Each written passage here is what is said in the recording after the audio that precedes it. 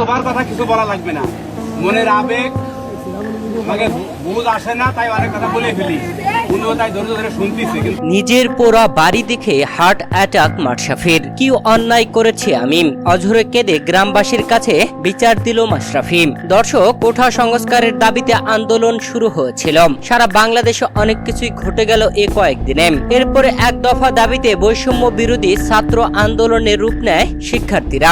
যে আন্দোলনে সফল হয়েছে তারা গত 5 আগস্ট বাংলাদেশ সময় দুপুর 2:30টায় পদত্যাগ ঘোষণা করে শেখ হাসিনা দেশ ত্যাগ করেন। এরপরেই যেন আন্দোলনকারীরা ক্ষিপ্ত হয়ে ওঠে আরো। যেখানে মাশরাফি বিন মুর্তজা ছাত্রদের পাশে দাঁড়িয়েছিলেন না, এটা কোনোভাবেই মেনে নিতে পারেনি শিক্ষার্থীরা। তাই তো শেখ হাসিনা দেশ ছাড়ার সঙ্গে সঙ্গে মাশরাফির বাড়িতে আগুন ধরিয়ে দেয় তারা। নড়াইলে মাশরাফির বাড়িতে প্রথমে করে ভাঙচুর, এরপরে আগুন লাগিয়ে দেয় আর সবকিছু পুড়ে ছারখার। আর বাড়ির এমন দৃশ্য দেখে মাশরাফি বিন মুর্তজা অঝরে কাঁদলেন। তিনি যেন খুঁজেই পাচ্ছেন না তার দোষ কোথায়।